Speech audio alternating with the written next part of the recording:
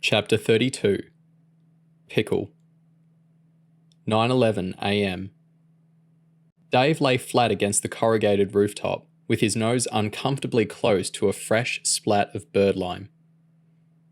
Pete and Leon stood by the gate looking up and down the street. "Dave must have unlocked," Leon said angrily. "Nobody else has keys. But where's the little idiot legged it to?" Dave heard the conversation continue as Pete followed his uncle into the cabin. "Look," Leon said. "The kettle's hot." "I checked in the toilet," Pete said. Dave couldn't climb down onto the bin without being seen through the cabin window. He realised his only chance was to drop off the back of the roof into the derelict builder's yard next door. He crawled furtively, knowing that he was only separated from Leon and Pete's heads by 40 centimetres and a sheet of wobbly metal that amplified every noise he made. When he got to the rear edge, Dave slid his legs over the side before dropping down into a tangle of weeds. He narrowly missed clattering into a set of rusted paint cans as he stumbled forwards, then swept most of the dirt off his clothes. He set off towards the street, keeping low to avoid being spotted through the wires by Leon or Pete. There were a couple of missing planks in the wooden fence along the front of the yard. After checking that nobody was coming, he trampled down some stinging nettles, pulled in his stomach and squeezed through the gap onto the street. Dave realised he needed an excuse for leaving, so instead of heading straight back, he ducked into the newsagent's and caught his breath as he queued up to buy a newspaper and a pint of milk. He strolled onto the lot a couple of minutes later, trying to look innocent as Leon exploded out of the door of his cabin. "Morning, boss," Dave said. "What sort of prick are you?" Leon yelled as he stood in the doorway. "Get in here." Dave acted dumb as he stepped into the cabin. "What?" Leon slammed the door. "What? What? I drive in here and I find that everywhere's unlocked and you've legged it. That's what. There's over 100 grand's worth of cars here. Are you off your head or something?" Dave jiggled the pint of milk. "I thought we might run out later in the day." "You mean to say we haven't even run out?" Leon shouted. "Did your mother drop you on your head when you were a baby or something? Give me your keys back, right now." "Come on, Leon. I just got chatting to Mr. Singh and the newsagents and lost track of time. The car keys were all locked in your safe and I was only gone for 5 minutes. "Keys," Leon repeated. Dave got the keys out of his shorts and dangled them in front of Leon. "I'm really sorry, boss." "Count yourself lucky," Leon said as he snatched them. "You do something as dumb as that again and you'll be out of a job." "You've been really good to me, Leon. I swear it won't happen again." Leon flicked Dave away with his hand. "You'd better get out there and make yourself look busy before I really lose my temper. Start off with the Mini. That time waster had his kids in the back yesterday afternoon. There's handprints all over the windows." 9:49 a.m. John pulled onto the Patel's driveway and blasted the horn of his yellow and blue recovery truck. "Hello, Mr. Patel?" John said, jumping down from the cabin as Michael came out of his front door. "Is this the vehicle with the problem?" Michael nodded. "Yeah, the wife was taking my daughter to nursery this morning and it wouldn't start. It's as dead as a doornail." "Was there any sign of a problem before this morning? Squeaks, rattles, high oil consumption?" Michael shook his head. "I've had the car just over 6 months, and this is the first glitch we've had." John nodded as Michael handed him the car keys. "Nice cars, BMWs. All the fancy gizmos go wrong now and then, but we still don't get to see many of them." John leaned under the steering wheel and popped the bonnet up. He spent a couple of minutes under the hood, waggling the dipstick and pretending that he knew what he was doing, before looking up at Michael. "Was this car ever in an accident?" John asked. Michael shook his head. "Not that I know of. What makes you ask that?" "There's a lot of paint spattered inside here, like it's been resprayed. Did you get a mechanical inspection before you bought the vehicle?" I didn't think I needed one. The dealer I got it from is an old mate of mine. John smiled a little, knowing that the microphone in the van had just recorded Michael admitting his friendship with Leon Tarasov. This car has had a heck of a lot of repair work done on it, John explained. Come and look here. You see those bolts in the bottom of the engine bay? Michael leaned under the bonnet. You see how the paint has pulled inside the heads? That would never happen in the factory, because the engine is fitted after the bodywork is painted.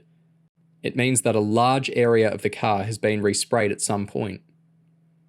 Michael looked shocked. How much damage are we talking about here? It's hard to be sure, John said, but I can certainly see all the signs of a big smash-up. Do you mind if I look in the back? Not at all, Michael said anxiously. What for? I want to see if there's any evidence of respraying at that end too. John popped the boot and made an aha noise. Mr. Patel, I have to say, I'm starting to feel extremely concerned about the history of this car. John tore up a corner of the carpet lining the boot, revealing patches of red paint.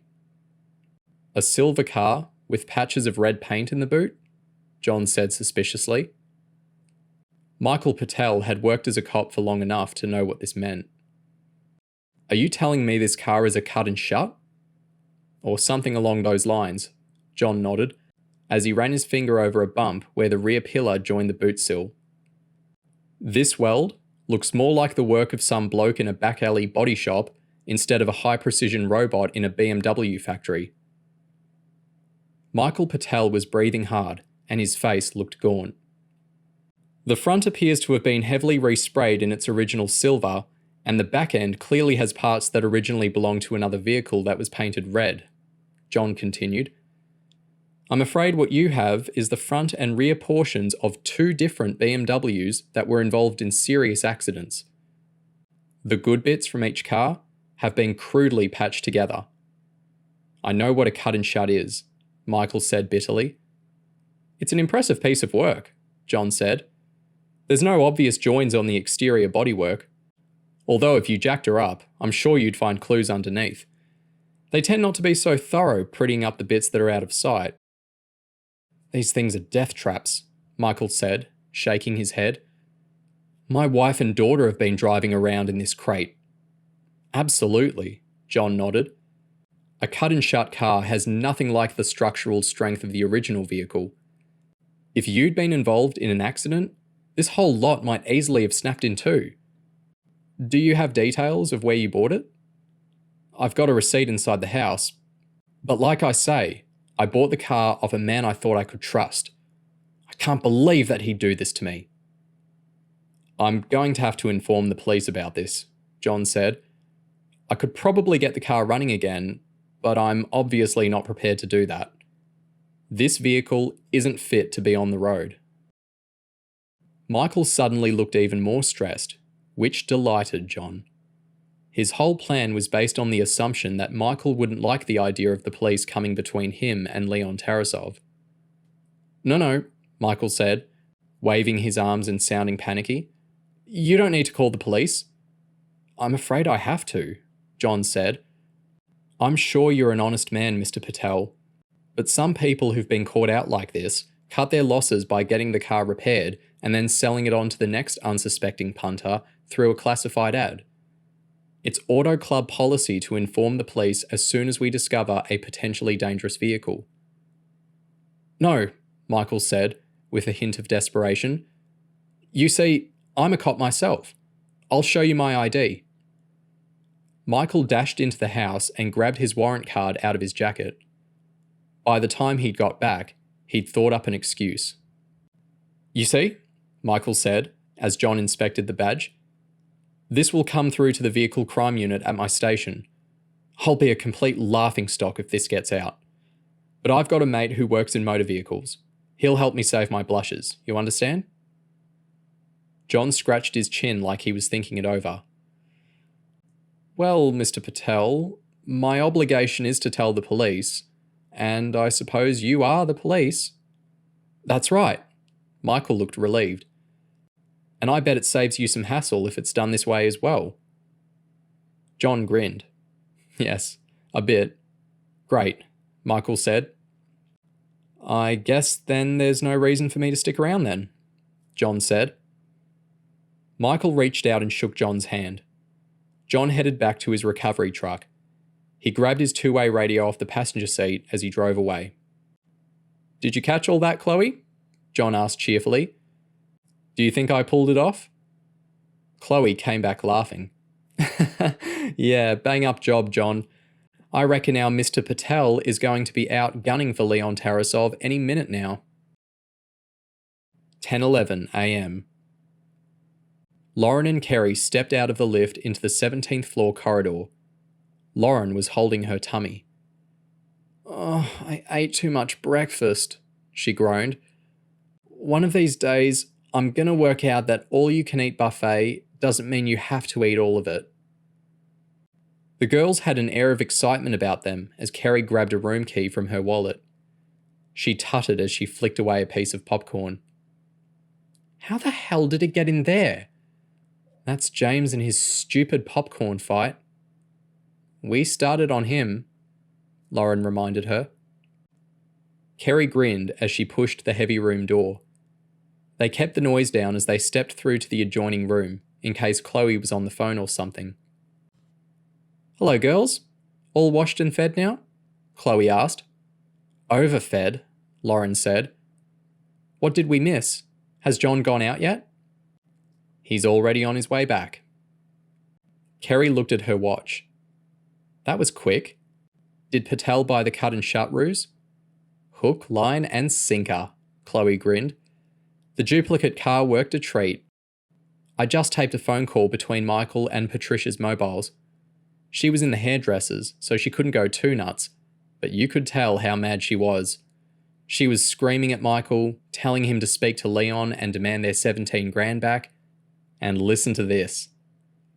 Chloe hit a volume slider on her computer screen so that the sound from the Patel's house came out through the speakers. This is the live feed, Chloe explained. Michael was pacing around, breathing furiously and occasionally pounding on something. Why doesn't he ring Leon?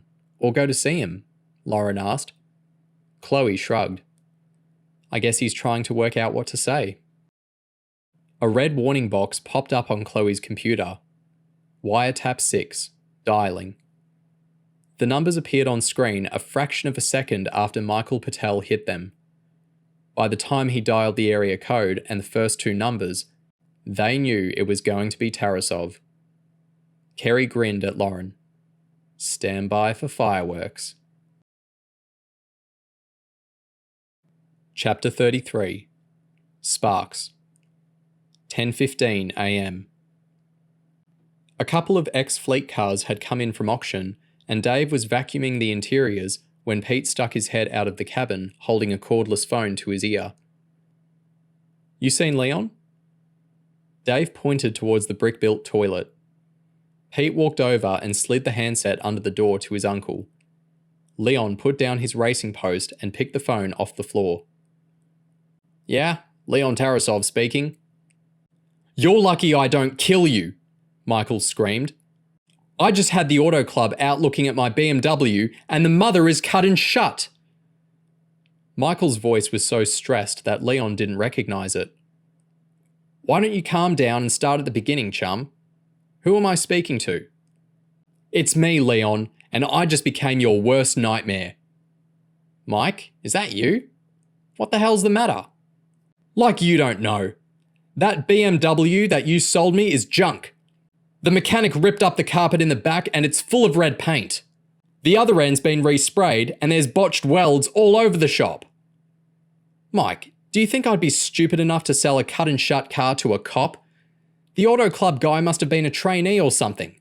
I got that car out of a BMW dealership that had too much stock on its hands. Corporate owner, full service history. The only reason I didn't have it for my own wife was because I knew you were on the lookout for a 535. Don't lie to me, Leon. I have eyes in my head. I want my 17 grand back.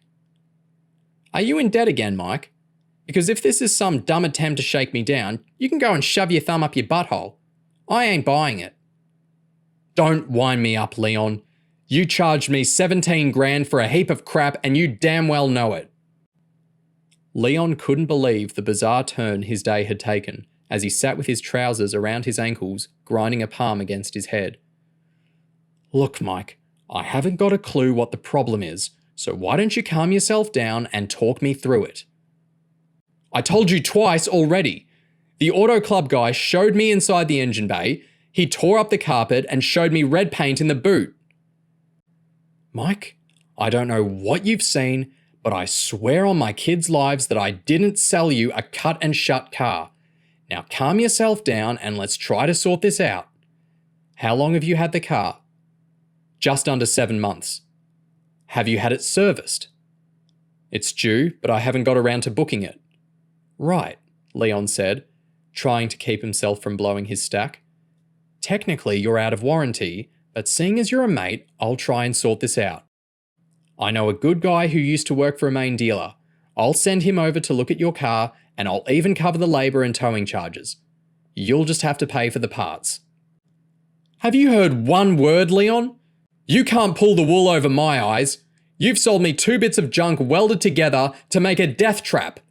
My wife and my kid could have been killed.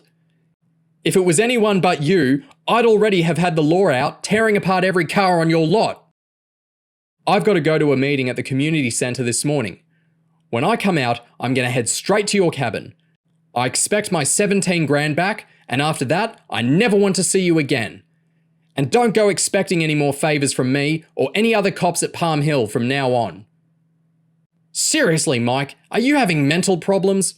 Leon yelled, finally losing his cool. You're a cop. You've got a wife and a kid, and you're acting like a complete nut. I thought you were going to straighten yourself out after the casino deal.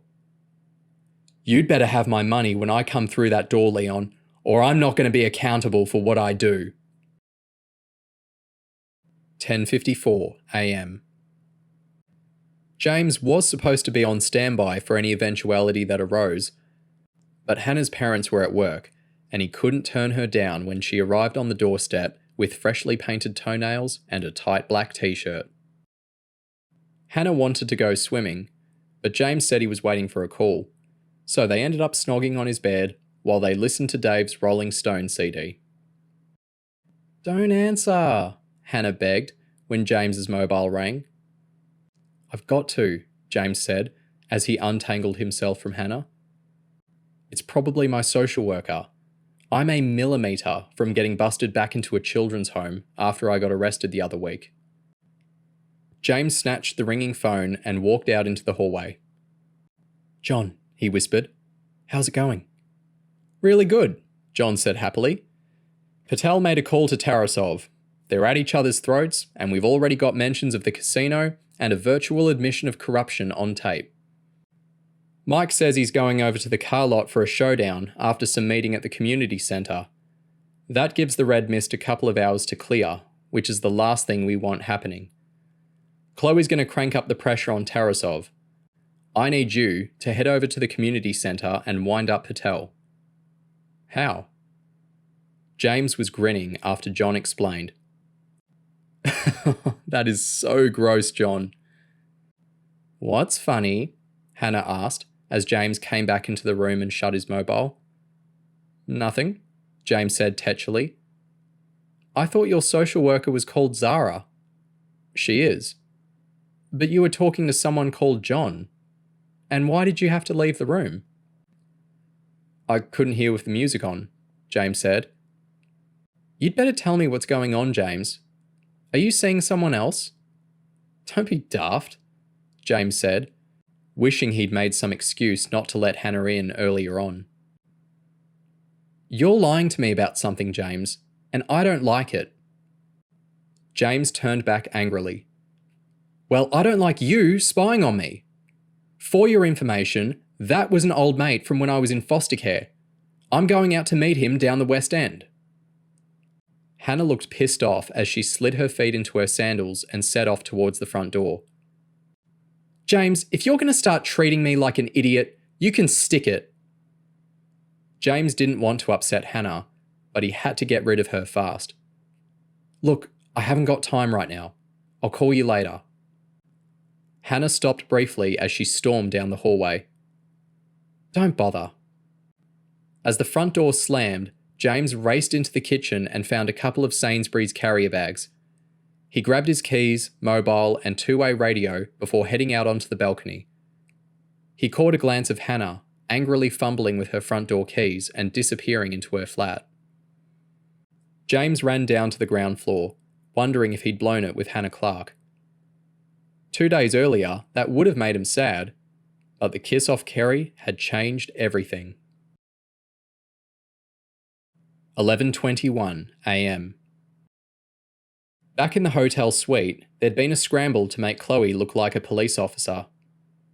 They didn't have a uniform, and even if they'd been able to get one of Millie's, they wouldn't have had time to alter it for Chloe's much shorter figure.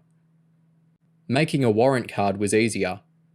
John had a shoebox packed with wallets and insignia that could turn you into anything, from an emergency repairman for Thames Water to a captain in the Royal Marines. Lauren snapped Chloe's photo with her digital camera, while Kerry typed a name and number into a warrant card template on one of the computers. By the time Chloe emerged from her room across the hallway, dressed in flat shoes and a plain blue skirt, John had printed, trimmed, and laminated her police ID before slipping it into a fold-out wallet printed with a Metropolitan Police crest.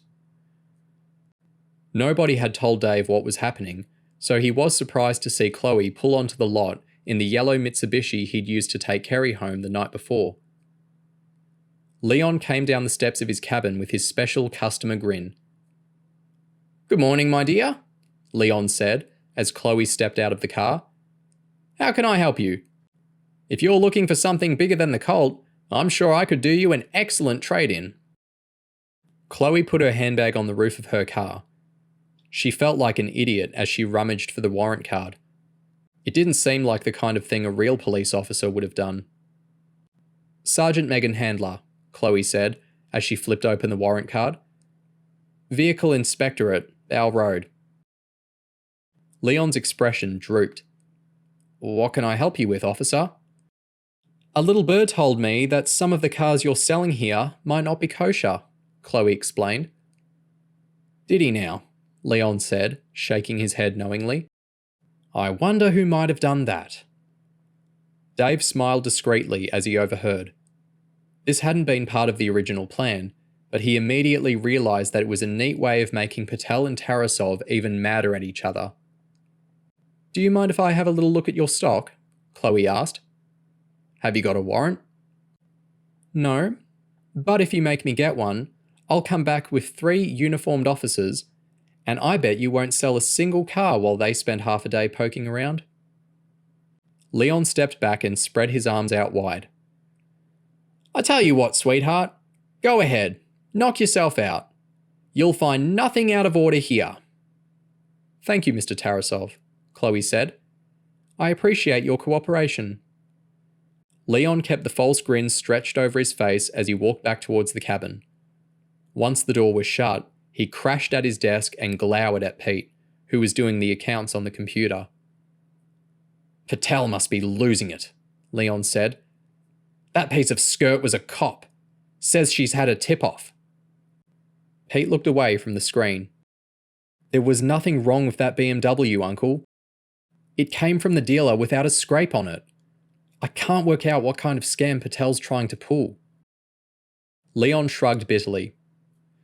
"Join the club, nephew. Join the sodding club." 11:24 a.m. James hurried towards the community centre, searching in the gutter as he walked.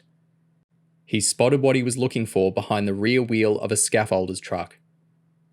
After putting both Sainsbury's carrier bags over his left hand, he looked up and down the street to make sure nobody was coming and tried not thinking about what he was going to do. He put one trainer in the gutter and crouched down low. A dozen blue bottles whizzed away as he put the covered hand over a giant pile of dog mess and picked it up. As it squished nauseatingly between finger and thumb, James used his free hand to turn the bags inside out so that the turd was in the bottom.